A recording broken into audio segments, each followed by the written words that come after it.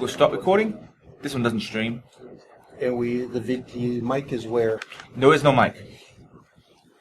No, I meant the mic, which is it pick up off the keyboard or off the camera? Yeah, this is ambient audio. So anything you say out loud gets caught. Actually, you want me to stop just to make sure something private? No, it's alright. I mean, that's I'm not logging into that. I don't have to. Alright. Well, it's recording now, and remember, anything you whisper here gets on the camera.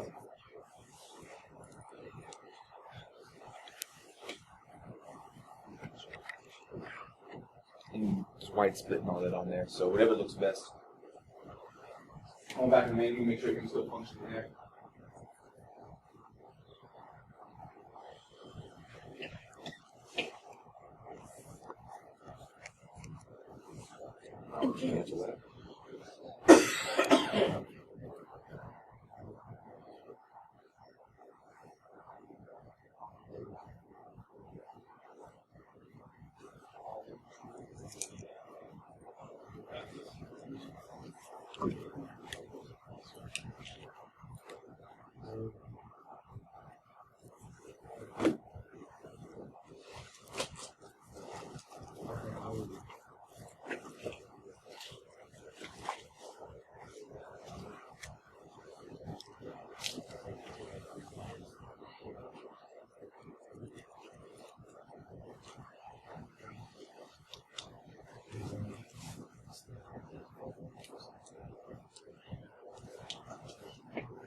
All right, I guess now we're ready. I think. This just died. All right. All right. My name is John Sammons. I am with the Department of Digital Forensics and Information Assurance at Marshall University. My previous life, before I got hired into academia, I spent the 90s buying hookers and crack in Huntington. Rocking off of that, right? Good news is I did that in the line of duty, so I was actually getting paid big bucks to go out and buy hookers and crack. So you notice I am rocking this awesome fashion statement right there for the fanny pack. It is an awesome piece of gear, but in my defense, inside of that is actually ham sandwich, handcuffs, and a gun.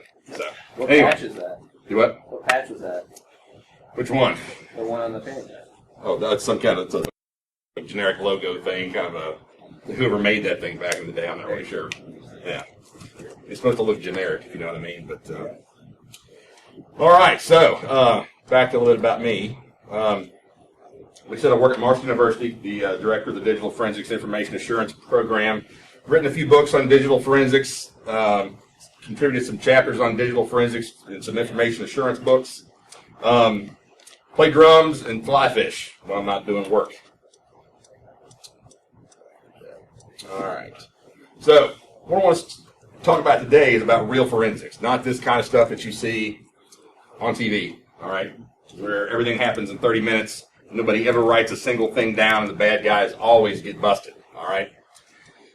So let me ask you a quick question. You guys in the room, where do you guys work? Are you guys mostly in private business, private security, private folks, any government type folks?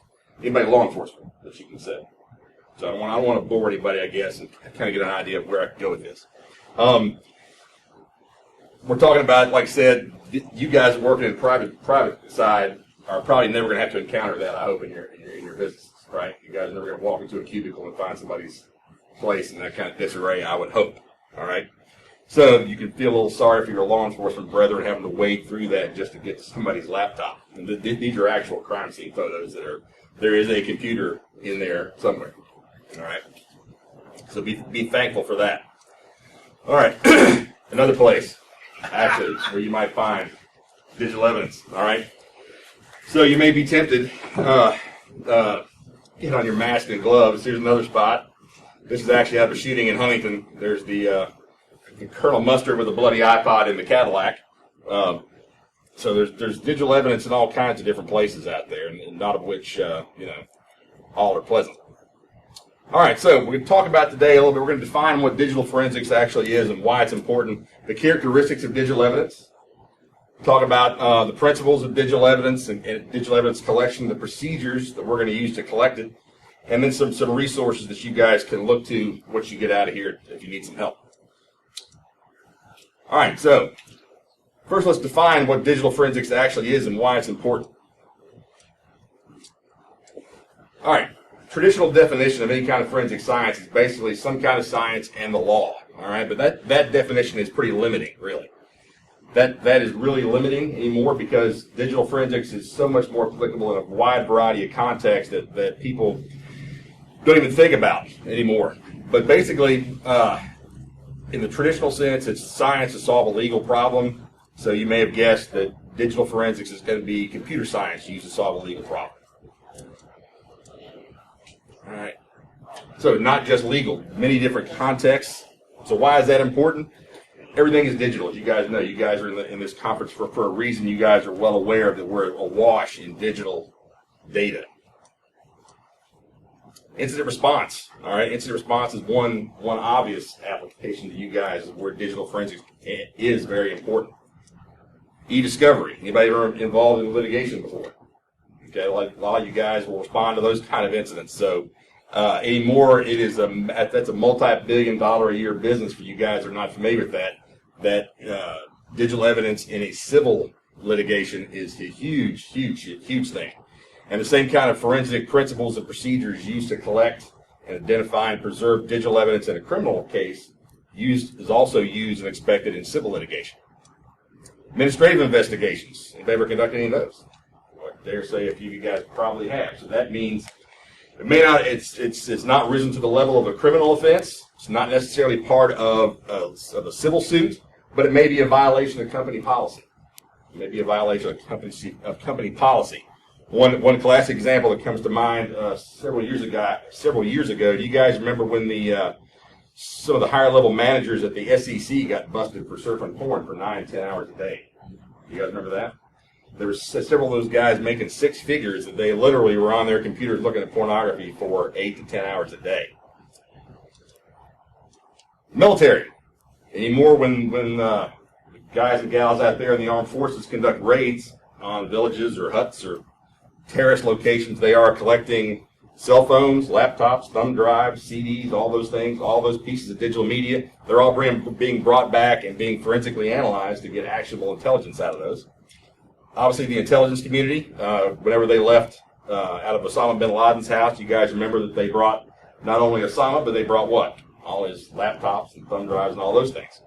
So very useful there. Also, it's used, and one thing I didn't have up here, but also in big corporations, as you guys know, like Walmart and Target and Best Buy, all have internal digital forensics folks now. So it's very, very prevalent. So what we're after here, the bottom line, is why we use forensics and why it's important, is we're looking for the most accurate result possible. That's what forensics brings to the equation. That's why we want to adhere to these principles and practices, because we want to get the most accurate result no matter what the context is. We want to get an accurate result. One of those is going to be an accurate reconstruction of events. What exactly happened? How big is the breach? How did they get in? Where did they get in? Okay, that kind of thing. Who did it? Who, what, where, when, why, and how? We want to answer those key questions. Talk a little bit about the process. We can break this down, and we're going to go more to this in another session. But here's basically the five phases of this: identify the evidence, preserve the evidence, collect the evidence, analyze the evidence, and then report about what you found. So identifying the evidence can be quite a challenge. So what does that actually mean? How would you describe that or define the identification phase? What are the possibilities there? Anybody? Well, you got hardware. You got the digital information on it. Right. Very good. Very good. So it's not only just the software, the hardware, the ones and zeros. It could be the hardware. It could be the bits and bytes on the hardware. Right. So, and also where is it? Right. It's also not just what it is, but where it is, and that could be a huge challenge. Anybody have any guesses on what makes it so complicated to identify the locations of this stuff? Perhaps. Anybody have an idea? Data centers. Data centers. All right. Good.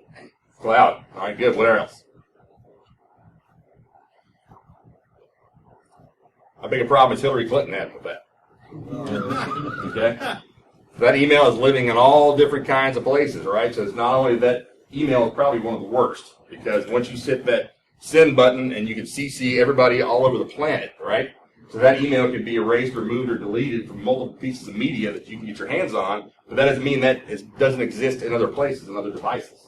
So you've got to sit there and go through and figure out exactly where that data could be. So when you're talking about mobile devices, BYOD situations where they're bringing their own device, it can get very, very complicated. All right, so the preservation of that data could be a challenge. So how volatile do you think digital evidence is? I'll give you a clue. It's extremely. You didn't know. Very, very touchy. It is at the same time, it is hard to get rid of, but it's also very volatile. Okay, it's very susceptible to change. So just merely opening and closing a file changes the evidence, right? From a forensic perspective, that's something we want to avoid unless we absolutely have to.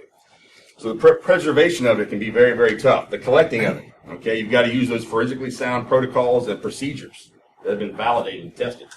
John, how successful have you been in identifying and then accessing areas where evidence is kept, like for recoup and backup and redundant systems?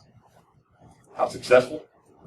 In identifying and identifying what those were, if they exist at all, and where they might be. Well, I think it comes down to probably two things. One is the level of cooperation you're getting from the target, if you will.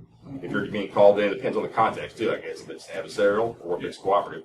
And then if it's adversarial, then that gets to be a whole other issue. You know, otherwise, you're going to have to rely on clues. If you find paperwork laying around, you have to maybe go outside of the digital environment to look for documents and et cetera, to look for those kind of things.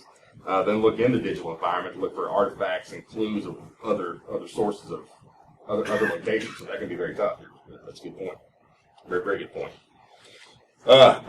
So collecting it, what's another big challenge that we might face in collecting it?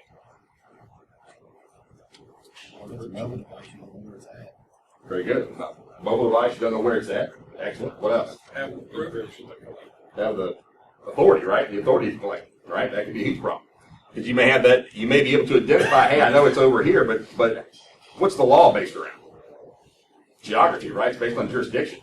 So you're going to be limited and covered by whatever jurisdiction that data lives in at the moment. So if it's in the same country, it's bad enough. As far as it can be challenging enough to cross state lines, imagine what it's like going international. Because the British, for example, look at privacy a whole lot different than we do. So what may be in play in an American court, totally out of play in, let's say, a European court. Because they value privacy, so they may give you, let's say, the email dump that you want. But what are they going to do? They're going to strip out all the email addresses. How handy is that, right? May be okay, may not be. So that could be a huge challenge. So the collection of this, getting the legal access can be a problem. All right, and the analysis of it, the analysis can be challenging, all right? And then the reporting. Ultimately, there's going to have to be some kind of a report written. It may go to court, it may not. It may just go to a client or a customer or a superior. But anyway, you're going to have to document and report back on what you found. So that basically is the 5 phases of this digital forensics process. Identify, preserve, collect, analyze, and report. All right, talk about a few characteristics of digital evidence. It's everywhere. You can't do anything anymore without leaving some kind of digital footprint. And this gets to be more and more challenging as the toasters and microwave ovens come online, right? So you cannot do anything anymore without leaving a trail of ones and zeros. And we, as practitioners, I think, have got to open our eyes a little more and make sure we're accounting for all the possible sources. And this is going to get exponentially larger as the Internet of Things grows. Where can more evidence be? So digital evidence is everywhere. All right, it could be in multiple locations. So just because you don't find it on a device that you might expect it to be on, don't assume that it doesn't exist, because it may very well be at another location. Fragile, we talked about that, is extremely, extremely fragile. So anything that you do, any interaction that you have with it can change the evidence that may or may not be a deal breaker. Okay? Big problem. You've got to account for any changes that you make to the evidence, because courts get really, really cranky about modification of the evidence, right? We'll talk about this here in just a little bit about the old school versus the new school approach. But digital evidence can be very fragile. So let me ask you this too about this fragile issue. Who are the major culprits, or does it require a human to compromise that evidence? Does it require a human intervention? Can an automated process change that evidence? Boy, howdy, it can. So that's one of the challenges that we've got to preserve that evidence. For example, if you go into a commercial environment where what's going on in the background? What kind of automated processes do you guys have running in your networks? Backups? What else? Updates? What else? Antivirus maybe, all kinds of stuff like that's changing things. So anytime, whether it's a human being or an automated process touches that evidence, it can create a change. Now, that may be some kind of a deal breaker depending on the case, or it may not. But it just depends. But you've got to be able to account for that. You have to be able to account for that. And one of the things you've also got to be aware of from a forensic perspective too is attribution for an automated process. Because you really need to make sure you understand exactly how that artifact was created. Here's an example. This has been a few years ago. But there's a convicted felon who's out on parole. All right, and it's like a domestic violence or stalking case where he was prohibited by the court from having contact with his ex-wife or the victim of the crime. And at one point, she gets a Google Plus friend request from him. She freaks out, goes to the police. That's a clear violation of his agreement. So they arrest him, bring him back, violate his parole, put him back in prison. Big problem was that was an automated process. He didn't do that. There was some that at the time they went back and proved that somehow that request got sent without his knowledge and consent. So here's an individual that is locked up for something he didn't do because of an automated process. So before you start pointing the accusatory fingers, make sure you understand exactly how that artifact got where it was and what that actually means. All right, tons of it. This is one of the bigger challenges we're facing today in a forensic environment. Is there's absolutely a shitload of stuff to go through, right? Tons and tons and tons of data. You look at Best Buy. The off-the-shelf drives. You're looking at 2-3 terabyte drives now coming, off the shelf. You guys know how many? Just imagine what that's like if that was printed on paper to go through all that. There is so much noise in the evidence that we get. All right, you've got to figure out a way to be smart about the collection, smart about the analysis to be able to get to what you need to get to and eliminate all of that. So you've got to have a way to be able to pour through or dig through the tons of data that you may see. Because not all of that's going to be relevant. What are some other ways that we can use to kind of pare down what we're looking for? What are some of the three or four basic ways to start to track down, to reduce the noise and get to what we're after? Time. There's a certain time frame that you're after, so you can start to sift through that data in a particular time range. Okay, great. What else? IOCs indicators of compromise. Is that all right? Okay, good. What else? Get rid of what you're not looking for. Okay, so be specific. A little more detail there. Almost. What else? Maybe be specific as you can. Well, part of it, time. Time is one. Some of it is if you've got a good handle on the systems itself. We'll say a Windows system, you're looking for like an audio file. Okay, so file types. System files. Okay, so file types would be great. So file types, are we looking for probably user-generated data or system-created data? Probably user could be system. Okay, maybe. So understanding the kind of file, the file type that you're looking for is a great example. Who else or what else? There's a clue there.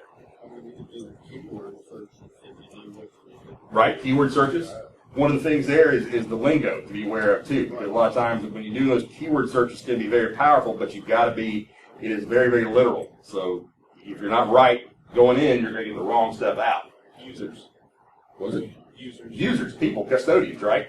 So with date ranges, keywords, and file types, you can drill down pretty quickly and eliminate, a lot of that excess data to get through. So keywords, custodians, file types, and date ranges, very important.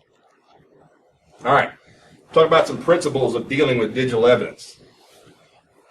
One of the bedrock principles in all of forensic science is this thing called low cards exchange principle. Low cards exchange principle. Basically, Henry Locard was a French scientist back in 1800s-ish. And basically, his theory says, bring something, take something. So let's put this in the physical world as an example. If I walk into this room, okay, and I stab Josh over there, which I've thought about many times, all right? Walk in and stab Josh, all right? Blood goes everywhere, and I leave, all right? I have brought something into this crime scene with me, okay? What could I bring in and what would I leave in the physical sense? DNA? Good. What else? Fingerprints? Good. What else? Shoe impressions? Trace evidence like fibers, hair and fiber. All right. Murder weapon, perhaps. Yeah. Yep. All right. Now, what would I take out? His DNA. His DNA, perhaps. So I got it on me. I got to have his blood on me. Okay. His DNA, his hair, fiber off this carpet, those kind of things. So you can see how that works. So basically, what they're saying there, what Locard is saying, is a transference. There's a transference between the perpetrator and the environment. All right. Now, this may sound kind of counterintuitive, but that actually applies in the digital sense as well. Okay? You think about interacting with a network. What are some examples of this principle there? Logs. All right, very good. Logs. What else? Memory. What else? Think about an individual machine, perhaps. Maybe registry changes. Okay? Lots of examples there, right? Lots of examples there where anytime you're going to interact with an environment, be it virtual or physical, Locard's exchange principle says you're going to leave some trace. All right? The question is, can we find it, and do we have the science to be able to locate it? All right? Analyze it. All right. Know the forensic commandments and when to sin. Here's that, going back to those basics again. Back in the old days, and this goes back to the bedrock foundation of forensic science, period, is the courts and therefore forensic scientists don't like change or compromising the evidence. That's a filthy, dirty word. Changing the crime scene, altering the evidence is something that is extremely frowned upon, and a lot of times will get your evidence suppressed. All right? And in a non-legal context, it also can skew your result. It goes back to that whole accurate result thing. So compromising that evidence, changing the evidence, make that evidence inadmissible, but also give you the wrong result. So generally speaking, we don't want to change anything. All right? So interacting with that, we know from that digital evidence characteristic before that it's extremely fragile. All right? So we also, as far as the commandments go, we don't want to change anything, but reality now is we know that's not always possible. So when computer forensics started, everybody thought, when you walk in and let's say you encounter a running machine, what did you want to do? What was the answer? What do? You shut it down and start opening files, or what's the first thing you want to do? You yank the plug from the back of the machine. That's what the old school solution was. You did not ever interact with the machine. Why? Because you change stuff. Because you're changing it, right? You may be changing something that's not related to the actual evidence, which is probably what's going on, right? If you're just going to power the machine down, for example, but you may be causing changes. So you are in evidence. So the old school solution was if you come across a running machine, pull the plug. That way that you can image the dead machine, work off your image, it's all preserved, it's all nice and clean. So what do you lose once you yank the plug on a running machine? Everything in RAM. You guys in the incident response side know that's probably where the gold is, right? You want to be able to capture those running processes. So the courts now and the digital forensics community is recognizing that. So now that's one of those, it's okay to sin against that commandment if you know what you're doing, right? You just got to be able to document it. You just got to be able to document what you're doing. So never analyze the original evidence, all right, unless you have to. Never analyze that original unless you have to. So the first thing you always want to do is create a what? Forensic image, which is that we call them bit stream images. Every bit on that piece of media is moved over. Every 1 and every 0, okay, is moved over.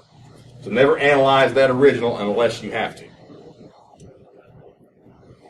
Sometimes you might have exigent circumstances, okay, so there may be some kind of, it's hard to tell. In a law enforcement context, you may have a missing child, murder victim, people are going to die, the Jack Bauer scenario, all right, where you're on a clock, you don't have time to take the 2 weeks it could take to image that 3 terabyte drive. All right, so you may want to go ahead.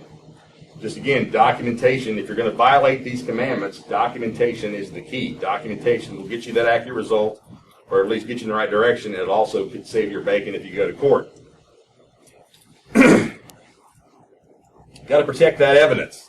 Once it's collected, right? Once it's collected, especially for court, you've now got to establish this chain of custody and be able to account for that evidence 24/7, 365 until the case is disposed of. So you've got to be able to protect it. You've got to be able to assure it to keep it safe from all kinds of things like theft, modification, fire, flood, viruses, all those things. Integrity, maintain the integrity of that evidence. No changes. Once you collect it, that evidence should be preserved exactly the way it was when you got it. Another forensic principle here, and this is going to be more important as we go along and the data sets get larger, is this principle of triage. You guys, some of you guys I think recognize that. Some of you guys may not. Okay. All right. A few graybeards in here might recognize BJ from MASH. All right. So we have this process called triage. So what is triage? Down and dirty initial assessment of the sequence. There you go. Down and dirty. Look at assessment of, and we're setting what? We're setting what? Starts with a P, the word I'm looking for. Priorities. Setting priorities, right? This guy first. We're going to take the sucking chest wound ahead of the fractured arm, right? Priorities. So in the digital context, in the digital forensic context, what we're looking for here is what device, what piece of media, what machine is more likely to bear fruit than another, all right? So the example I would use in class is I've got 24 student stations in there. If that's my crime scene, the last thing I want to do besides blowing my head off is to image all 24 of those machines and look through there, right? So the last thing I want to do is to image all of those. So I want to start to figure out if I can narrow that down somehow, right?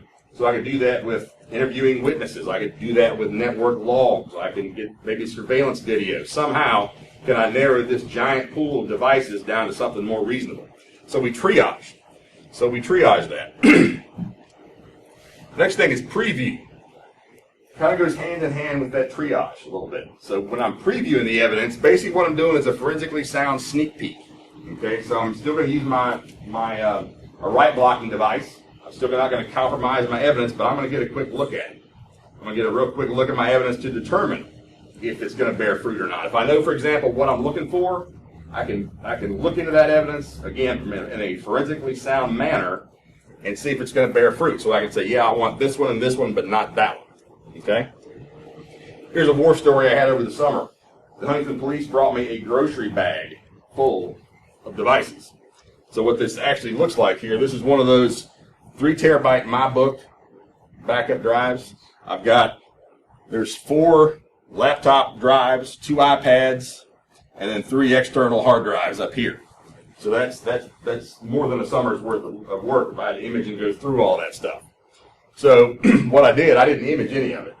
After talking to the detective a little more, I got a better sense, because basically a lot of times what they do, and it's not their fault, they give you the bag of stuff and want you to hit the find evidence button. You know, not a lot of times they don't know what to tell you. They don't know how to help you help them. So sometimes you've got to ask questions. So after talking to them a little more, able to figure out, some of these may be more relevant than others, so I can start there. So then I can use my forensically sound procedures. I can preview those devices. I know what I'm looking for. I know, if I'm looking for videos or pictures or Word documents, I can quickly go through that and get a better sense, and I'm not wasting tons and tons of time. Tons and tons of time. Anybody ever imaged a hard drive before? What's the longest time you waited for that to cook? 3 weeks? Yeah, that's after 3 weeks. So imaging those things is one of those commandments that if you don't have to go there, don't, because it can take a long time, especially if it is time sensitive. All right, this chain of custody. Once we identify that source of evidence, right, and we preserve it, we're going to collect it, all right, and we've got to be able to account for that piece of evidence, all right, from the time that it is seized until it is disposed of in court, all right. So you've got to be able to account for its location and who is responsible for it every step of the way. So from the scene of the crime or the scene of the incident, all right, it's discovered, collected. It may go to a vault, secure evidence vault, which needs to be in limited access. It also needs to be what?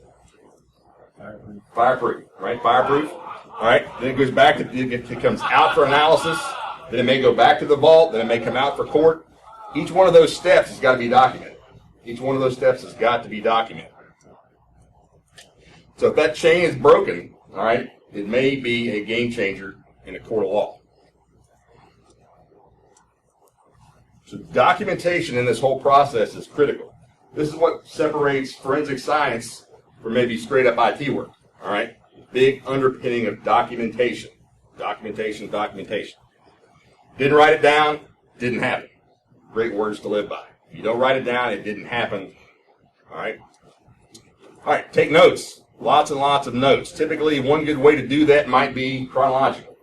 Notes, there really is no standard accredited way, if you will. No one size fits all. It's up to you. They just need to be legible and detailed. And what the ultimate test of your notes here is whether someone else can take your notes and recreate what you did. All right? If they can tell what you did, you know, especially when they're going to recreate your analysis, that's what's key. So a lot of times it is simply just a chronological list. Just needs to be legible. There's different ways to do that. You can use the high-tech legal pad, or there's actually software out there you can use that'll actually date timestamp all your entries for you. Another way to do it.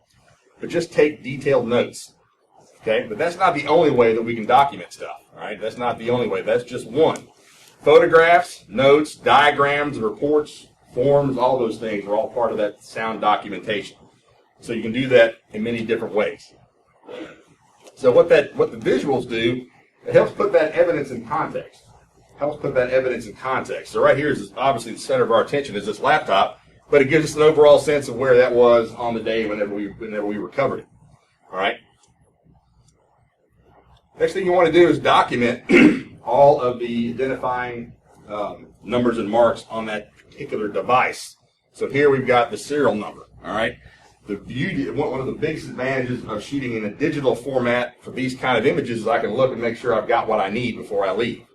It used to be in the old days, it was film, you had to shoot and then pray you got back there and you had what you needed.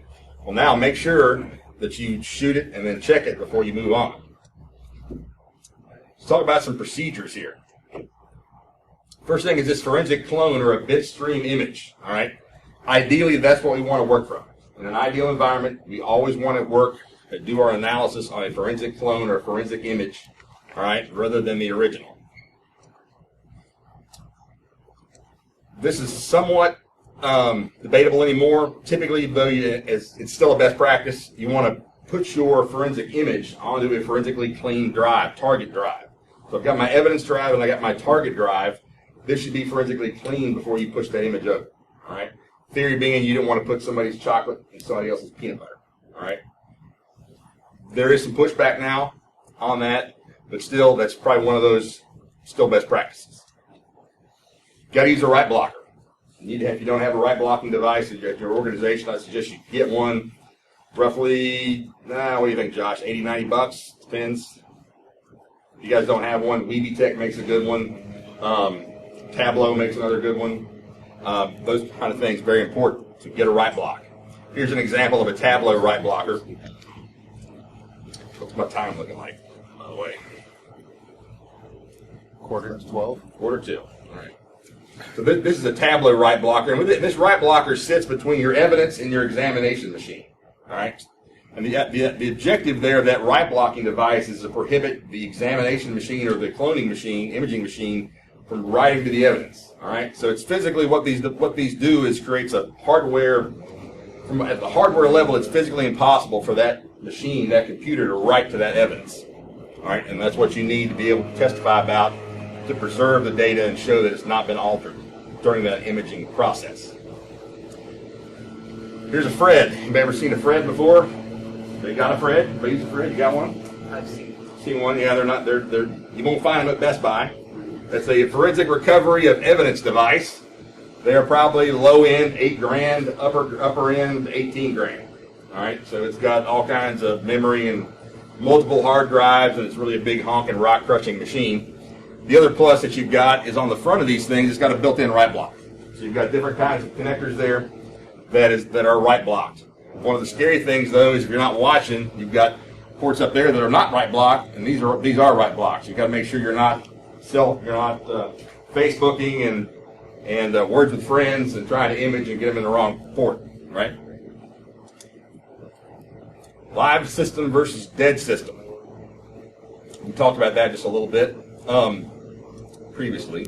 Got to mark the evidence. Got to mark the evidence Typically, it's marked by the person that's collecting it. Okay, the person that's collecting it typically is going to put it like initials and a date, maybe a case number or an incident number, but mark that evidence, especially if it's going to court. That's going to be important down the road. Package the evidence appropriately. Package that evidence appropriately. Over the years, I've seen things not packaged that way that have been damaged in transit. A lot of times you may collect it. If you don't have a forensic capability in-house, you might collect it and then send that off to a lab to be analyzed. So I was on the receiving end of the lab side. A lot of times I would see destroyed boxes with crushed drives in it. Okay, or folks did it in a hurry, didn't think about it, and damaged the evidence in transit. That can be a problem.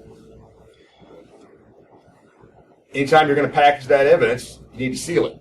The idea there is creating some kind of a physical barrier that you can use to detect tampering, deter tampering. All right.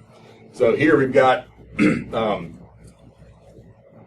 plastic bag and an anti-static bag with an evidence label on it, and then we've got evidence tape. That red tape across the top is a special kind of tape called evidence tape. Very fragile. Very fragile. It rips very easily. So what you can do is you put your piece of evidence in the bag, seal that up, and then mark it. You can actually bend the evidence tape over the top, creating a barrier. So then, if that bag is opened, all right, you can tell. Is the thought there? So how do we verify the integrity of a piece of evidence? Hash values. Very good. Hash values. Hash values.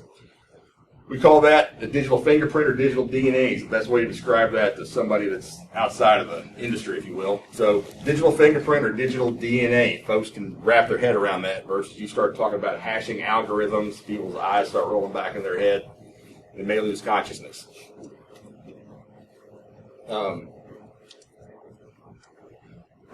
Talked about this a little bit. We talked about the process, but identifying those, excuse me again, identifying all the potential sources of the digital evidence can be quite a challenge.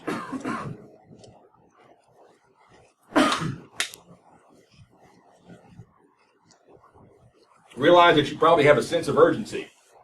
Anytime you know you're going to have digital evidence in play that you need to collect, you need to be aware of those automated processes that are running that can compromise that evidence. And make sure that if you're going to get that evidence, make sure you stop those automated processes, because the longer that evidence sits, the more likelihood of its compromise.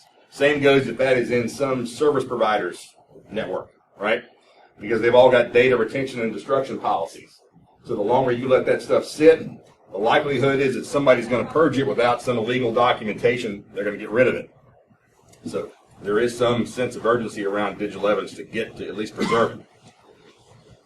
If you're talking about mobile devices, one of the first things you want to do is shield that device from the network. All right? You want to separate that mobile device from the network for a couple reasons. One is a lot of times those devices can be wiped remotely.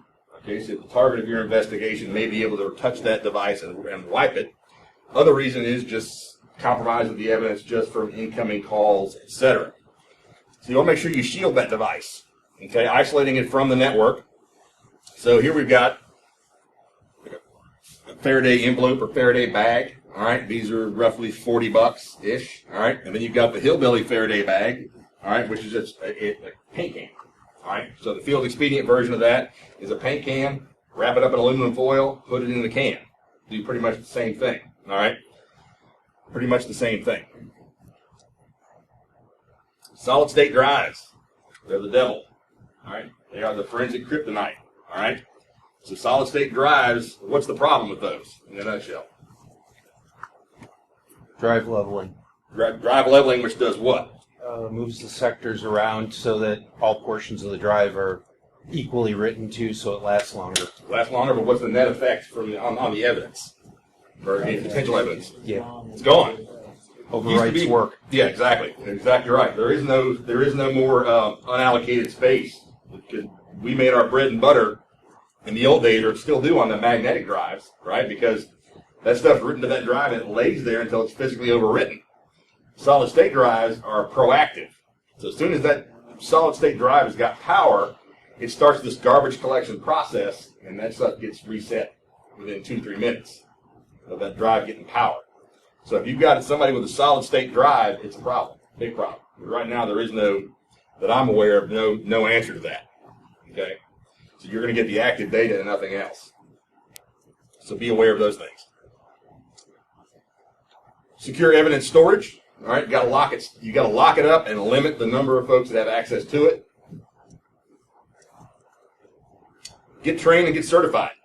Those folks that are going to do this and collect and analyze digital evidence and use the tools, make sure you get trained and get the certifications because courts like to see that. All right. What's tool validation? What do I mean by validated tools? Close, very close, but it not necessarily doesn't have to be court though. And it's operating properly. It's operating properly. Very good. Yep, excellent. Operating properly. The tool is functioning as designed. Where you can get into trouble is if you get a brand new tool, whether it's software or hardware, and you don't test it before you use it on live evidence, that can be a problem. Because how do you know the courts want to see, especially, that you're using a tool that you know works? All right, because again, that's the quality assurance aspect of this, trying to ensure that you're getting the right result out of that tool. You guys remember the Casey Anthony case a while back? You guys remember the problem with that? Anybody? What was one of the key pieces of evidence they had against her on the computer side? There was some, but there was one much more damning in the prosecution's case. There was one that they really hung their hat on. Searching? Searches for what? Searches Remember? For how to There's chloroform, right? yeah, chloroform and everything. Yeah, and they had like traces of chloroform in the trunk. They thought so. They had a result from a forensic tool that showed that she hit this site like 80 some times, right? That she hit this site like 80 some times. Ends up being range. Do what? Her IP range. Yeah. Well, Her ISP. so they have this result, right? The one tool says that there was a site visited 80 some times, right? And then they had another tool that ended up being it was only like 5 or 6 times. So the prosecution was trying to get a murder with special circumstances on that case so she could get the death penalty. So that was key evidence for the premeditation part of that, which is required to get special circumstances. So for them, having an 80 visit count was much more important than the 5, right? So there ended up being a big controversy over that. So what happened there was, as soon as there was a discrepancy, that should have stopped right there as far as the amount. This is way before court. They should have stopped it, and that evidence should have never seen court until it got figured out, and it didn't. And there's some controversy on who was at fault, because the digital forensics guy said, yeah, we told the prosecution that, hey, there's an issue. We got one tool that gives us this, and another tool gives us that, and the prosecution just ran with the higher number, which is more beneficial to their case, so that can be a problem. So validated tools, big thing. Test them before you use them. Use forensic tools, even though they're going to cost you more money. Forensic tools, okay, especially if you're going to court, somebody's going to challenge these results, especially you want to use those forensic tools. Got to know your limitations, all right? If you're not trained in it or you're just not familiar with it, which happens all the time, nobody can know everything. Technology changes just way too fast, all right? Know where to stop. Know where to find some help. Locate that help in advance, if at all possible. Say, hey, if you know that you've got this certain, hole in your game, if you will, identify those resources ahead of time. Don't wait till the call comes at 3 o'clock in the morning to realize you need a Linux guru and you don't have one, all right? Know those limitations up front. Everybody's got them. Nothing wrong with that. Don't poke it with a stick, all right? A lot of times, it's not so much us, but my experience has been lawyers. Like to get the evidence and sit there and open up stuff, and because they know that evidence is there, so they're going to just take a little peek. So I've had laptops over the years come, and you start looking at the metadata, and all the evidence has got the date and timestamps or day before yesterday. And this is supposed to happen 3 months ago. Holy shit! Now we're gonna do. Yeah, now we got somebody square dancing in the crime scene. Now I'm gonna go back and reverse engineer what they did. So that gets to be a problem. So don't poke it with a stick. Not so much us. Just keep the bosses and the lawyers out of it. So decision time. Where's this going to ultimately end up? What's our goal here? We've got to figure out, are we looking at an internal thing, incident response? We're looking to, stop the breach, figure out what happened and prevent further exploitation, or is this going to end up in some legal environment? That may change a little bit of what we do. So we need to be able to figure out where exactly this is going to go in or could go. So one of the big questions is, when do we call the cops? All right? When do we call somebody? All right? And that's a really great question, and it's not an easy answer. Not an easy answer. typically my experience is the federal government gets involved when there are lots of dollars in play, lots of victims, big money, or some other national interest is involved. A lot of times, otherwise, they'll kick it down to the state or the local police. What's the problem with that, sir?